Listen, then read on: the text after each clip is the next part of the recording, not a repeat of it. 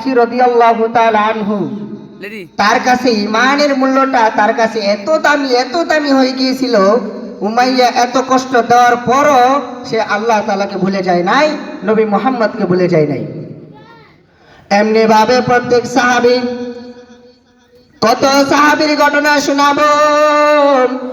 প্রত্যেক সাহাবীকে কাফেরের দলেরা কষ্ট দিত, স্বয়ং নবী করিম সাল্লাল্লাহু আলাইহি সাল্লামকে কষ্ট দিত। ও মুসলমান, ঈমান আমাদের কাছে এত দামি, ঈমান আমাদের কাছে এত দামি, ঈমান আমাদের কাছে এত দামি। এই ঈমানের জন্য যদি জীবন দিতে হয় আমরা প্রস্তুত আছি। এই ঈমানের জন্য যদি ফাঁসির কাস্টে ঝুলতে হয় আমরা প্রস্তুত আছি। সাহাবায়ে কেরাম থেকে শিক্ষা গ্রহণ করতে হবে। অথচ আজকে এই জামানায় দেখেন ঈমানটাকে হাতের মোয়া বানিয়ে ফেলেছে। ঈমান কোন কারণে ধ্বংস হয়ে যাচ্ছে? আমি আল্লাহ তাআলার সাথে কিভাবে শিরিক করে ফেলতেছি, আমি আল্লাহ তাআলার সাথে কিভাবে শরীক করে ফেলতেছি, আমি মুসলমান থেকে খারেজ হয়ে বেঈমানের কাতারে কিভাবে চলে যাচ্ছি সেটা আমি নিজেও টের পাচ্ছি না। এই ঈমানের খাতা থেকে যেন আমার নামটা কাফেরের খাতায় না যায়, সেই পদ্ধতি, সেই অবস্থাগুলি শিক্ষা দেওয়া হয় আমাদের এই দারুল উলুম রসুলপুর মাদ্রাসায়। মুসলমান ইমানদার, ও আল্লাহর গোলাম, পর্দার অন্তরালের মা ও বোনেরা, আপনাদের মন নরম, আপনারা একটা কথা ভালোভাবে বুঝে নেবেন। এই পর্দার অন্তরালের মা ও বোনেরা, ঈমানটাকে হেফাজত করে রাখবেন, ঈমানটাকে হেফাজত করে রাখবেন। কোনো অবস্থায় যেন আল্লাহ তাআলার সাথে কাউকে শরীক না বানিয়ে ফেলি, কোনো অবস্থায় যেন আল্লাহর সাথে শরীক না করে ফেলি। এখন ঈমান কিভাবে ভঙ্গ হয়? নামাজ ভাঙ্গার কারণ আছে, ওযু ভাঙ্গার কারণও আছে, ঠিক ঈমান ভাঙ্গারও কারণ আছে। আমি মুসলমান, আমার বাবা মুসলমান, আমার দাদা মুসলমান, আমার এলাকাবাসী মুসলমান, আমি মুসলমান কিনা সেটা জানতে হবে। শুধু মুসলমানের ঘরে জন্ম নিলেই মুসলমান হওয়া যায় না। অনেক মুসলমানের ছেলে বেঈমান হয়ে গিয়েছে, অনেক মুসলমান সে নিজেও জানে না সে একজন কাফের হয়ে গিয়েছে। সে মৃত্যুবরণ করার পরে আর তার রক্ষা নাই, কিয়ামত পর্যন্ত নাই। কিয়ামতের পরেও জাহান্নামে যদি একবার চলে যায় কাফের অবস্থায়, আর কোনোদিন সে জান্নাতে যেতে পারবে না। আরে মুসলমান যদি গুনাহ করে, ঈমান নিয়ে যদি মৃত্যুবরণ করে, একদিন না একদিন আল্লাহ পাক রব্বুল আলামিন তাকে জান্নাতে দিবেন। একদিন না একদিন আল্লাহ পাক রব্বুল আলামিন তাকে জান্নাতের মেহমান বানিয়ে ফেলবেন। কিন্তু যদি কাফের অবস্থায় মারা যায় তাহলে সে কোনোদিন আর জান্নাতে যেতে পারবে না। আমরা কাফের হই কিভাবে? আমি মুসলমান, আমি নামাজ পড়ি, আমি রোজা রাখি, আমি হজ করি, কিন্তু আমি এখনো মুসলমান হয়ে গেলাম না, আমি কাফের হয়ে গেলাম কিভাবে? আজকে বর্তমান সবচেয়ে বড় সমস্যা হলো এই সমস্ত ভণ্ড মাজারগুলোর মধ্যে আমরা দেখা যায় যে মুসলমান মাথায় টুপি দিয়ে এই মৃত লোককে সেজদা করতেছে। তারা বলে যে আমরা তো সম্মানসূচক সেজদা করি। সম্মানসূচক সেজদা যদি জায়েজ হতো, নবী করিম সাল্লাল্লাহু আলাইহি সাল্লামকে সাহাবায়ে কেরাম রাদিয়াল্লাহু তাআলা আজমাইন বলেন, ইয়া রাসূলুল্লাহ, আমরা আপনাকে এত ভালোবাসি, আমরা আপনাকে সেজদা করতে চাই। নবী করিম সাল্লাল্লাহু আলাইহি সাল্লাম বলেন, না, সেজদা করার একমাত্র উপযুক্ত আল্লাহ তাআলাকে সেজদা করতে হবে। আমি সেজদা পাওয়ার উপযুক্ত না। যদি আমাকে সেজদা না করে, যদি আল্লাহ তাআলাকে সেজদা না করে যদি অন্য কাউকে সেজদা করার অনুমতি থাকতো, আমি প্রত্যেক সন্তানকে বলতাম তার মায়ের পায়ের নিচে সেজদা দিত, আর প্রত্যেক স্ত্রীকে বলতাম স্বামীর পায়ের সেজদা দিত। সুতরাং আল্লাহ তাআলা ছাড়া যেহেতু সেজদা কারো পক্ষে সম্ভব না, এই জন্য আমি আর কাউকে অনুমতি দেই না। স্পষ্ট হয়ে গেল আল্লাহ পাক রব্বুল আলামিন একমাত্র যিনি সেজদা পাওয়ার যোগ্য। আমার এই কপাল, আমার এই মাথা একমাত্র আল্লাহ তাআলার কাছে নত হবে, আর কারো কাছে নয়। মাজারে যারা সেজদা দেয়, প্রকাশ্যে কুফরি করে, প্রকাশ্যে শিরক করে, যে ব্যক্তি মাজারওয়ালার কাছে যায়, যে ব্যক্তি মাজারওয়ালার কাছে যায়, মাজারওয়ালাকে সেজদা করে, সে ব্যক্তি কাফের, কোনো কথা নাই। সে ব্যক্তি মুশরিক, কোনো কথা নাই। প্রকাশ্যে যারা এই সমস্ত বাদ্যযন্ত্র, গান বাজনা আর ইমান বিদ্বেষী, ইমানকে ধ্বংস করার এই সমস্ত গান বাজনা যারা করে, আল্লাহু আকবার, আমরা তো তাদেরকে বলতে চাই যে আমরা আপনাদের সন্তান, আপনারা কেন ইমান হারা হয়ে মরবেন? আমরা আমাদের কথাগুলো বলে দিয়ে যাই। ও পর্দার অন্তরালের মা ও বোনেরা, হে এলাকার মুসলমান ভাইয়েরা, আমাদের ওলামায়ে কেরামের দায়িত্ব হলো বলা, আপনারা মানবেন কি মানবেন না সেটা আপনাদের ব্যাপার। আপনারা যদি অবস্থায় মারা যান তাহলে কি অবস্থা হবে? আগে দেখতাম যে নতুন ফসল হইলে, নতুন গাছে আম হইলে বা কাঁঠাল হইলে সব হুজুরদের দরবারে আসতো, হুজুরদের সাথে মোলাকাত করতো, মাদ্রাসায় যাইতো, ইমাম সাহেবের কাছে যাইতো। এখন আর মাদ্রাসায় যায় না, সব যায় গণি সার, সব যায় কম্বল সার। কেন? একটা কথা ভালো করে শুনে রাখেন, যেই পীর বলবে আমার দরবারে গরু নিয়ে আসতে হবে, আমার দরবারে ছাগল নিয়ে আসতে হবে, আমার দরবারে হাদিয়া নিয়ে আসতে হবে, আমার পায়ে সেজদা দিতে হবে, ইমানকে ধ্বংস করে এমন গান শুনতে হবে, ওই পীর নয়, ওটা হলো এক নাম্বারের ভণ্ড। ইমানকে ধ্বংস করছে এই সমস্ত ভণ্ড পীরে, ইমানকে ধ্বংস করছে এই সমস্ত ভণ্ড পীরে।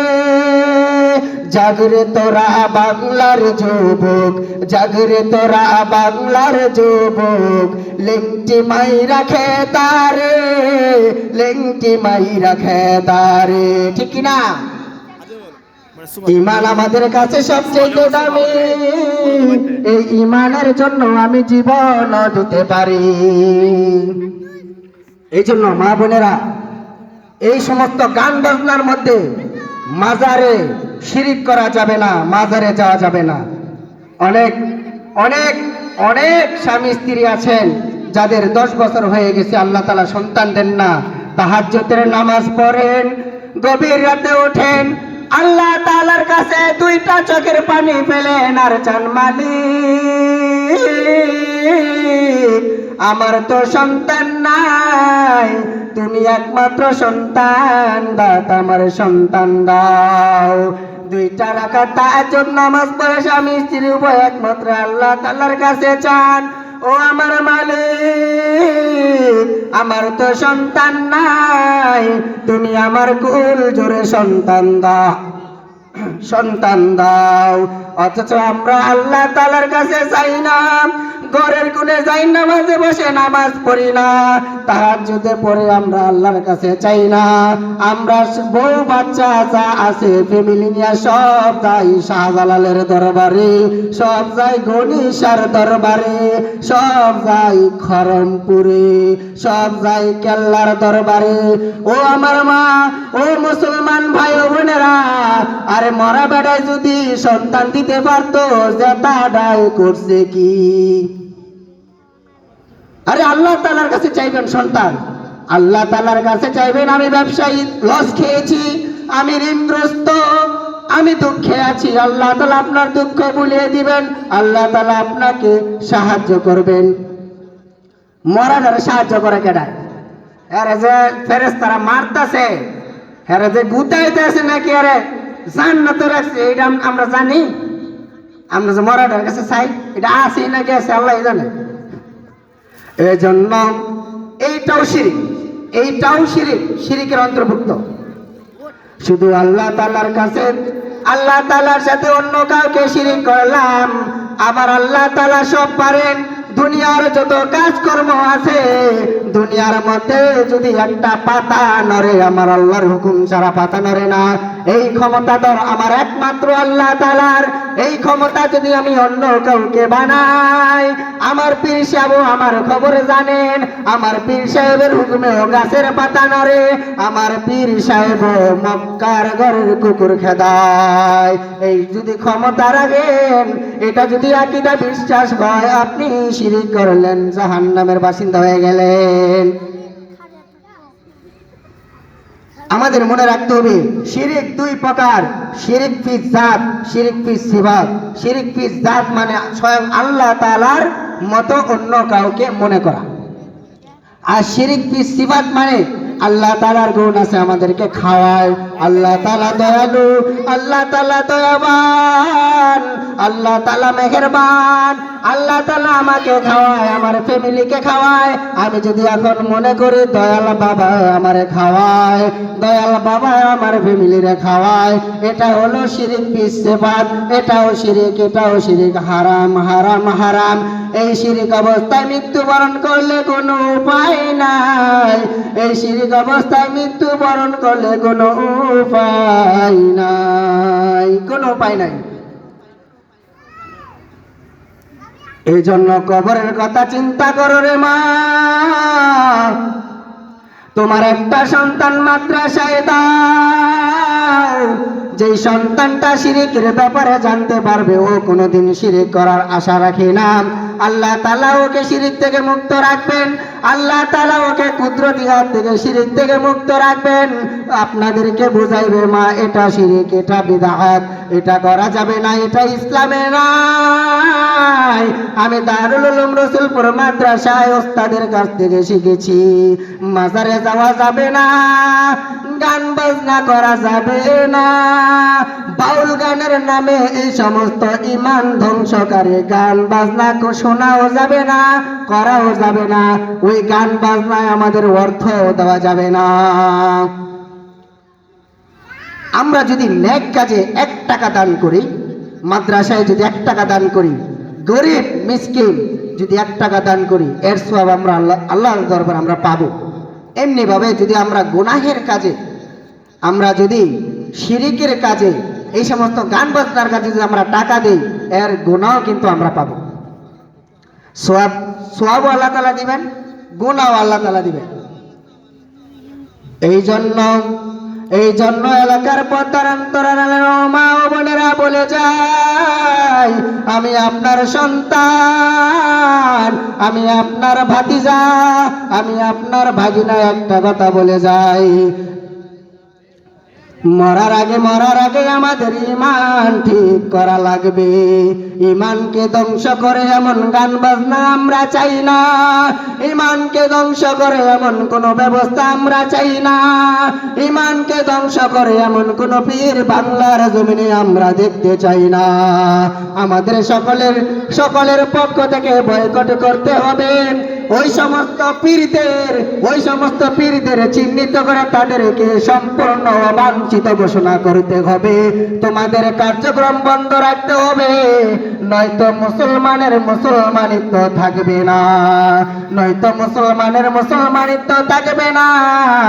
জানাজার নামাজ পড়ায়া কবরে দিয়ে আসবো, কবরে দিয়ে আসার পরে সাথে সাথে শুরু হইব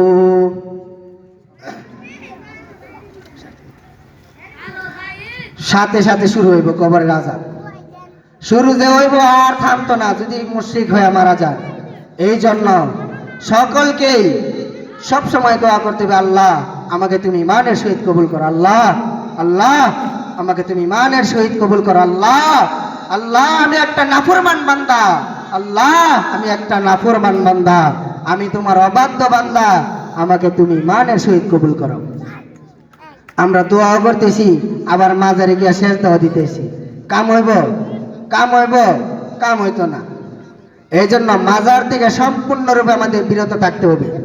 এই সমস্ত শিরকি কার্যকলাপ আমাদের কারণে আলহামদুলিল্লাহ আমাদের পার্শ্ববর্তী এলাকায় যে বাগাই গান্ধী তারা উরুস বন্ধ করে ফেলছে। আলহামদুলিল্লাহ এটা অনেক বড় সুসংবাদ আমাদের জন্য যে ওই এলাকা থেকে শিরিক চলে গেছে। এলাকার যুবকরা মিলে আন্দোলন করছে, এই সমস্ত শিরিক আর চলবে না। এই মুসলমান, এই 24 সালের গণ অভ্যুত্থান কারা করছে? যুবক ভাইয়েরা, যে সমস্ত আবু সাঈদ মুগ্ধ, এরা কিন্তু ইসলামিক মাইন্ডে ছিল, ঠিক কিনা হুজুর? এরা ইসলাম মানতো, এজন্য তারা আগে গিয়ে জীবন দিয়েছে।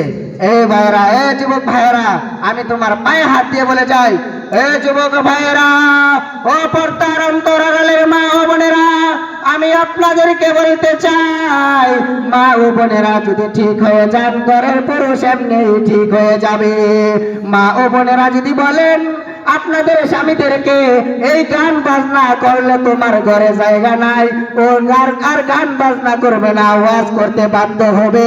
ও পর্দার অন্তরালের মা ও বোনেরা, সর্বশেষ আমি গুনাহগার একটা কথা বলতে চাই, আপনাদের কাছে দোয়া চাই, আপনাদের কাছে দোয়া চাই। আমি আপনাদের সন্তান, কারো অন্তরে যদি ব্যথা লাগে কোনো কিছু করার নাই, কারণ আমার আল্লাহ আমারে আলেম বানাইছে, মুফতি রাকিব সাহেবকে আলেম বানাইছে, মুফতি মাসুদ সাহেবকে আলেম দিয়েছে।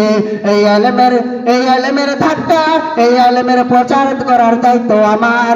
যদি আমি সঠিকভাবে প্রচার না করতে পারি, কিয়ামতের ময়দানে আপনারা বলবেন শরীফ তোরে আমরা আলেম বানাইছি, রাকিব তোমারে আমরা আলেম বানাইছি, আমরা যে সমস্ত শিরিক করছি, কুফর করছি, গুনাহ করছি, তোমরা কেন বাধা দাও নাই, কেন কোরআন হাদিস দ্বারা বুঝাও নাই, কেন কোরআন হাদিস দ্বারা বুঝাও নাই।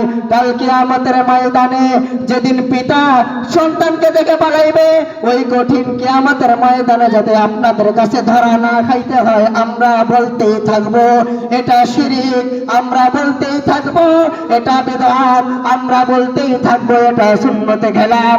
মানলে আলহামদুলিল্লাহ, না মানলে কিছু করার নাই, ঠিক কিনা? আমি আমার আলোচনা এখানেই শেষ করলাম। আমাদের বড় ভাই এসে গেছেন। ওয়া আখিরু দাওয়ানা আলহামদুলিল্লাহি রাব্বিল আলামিন।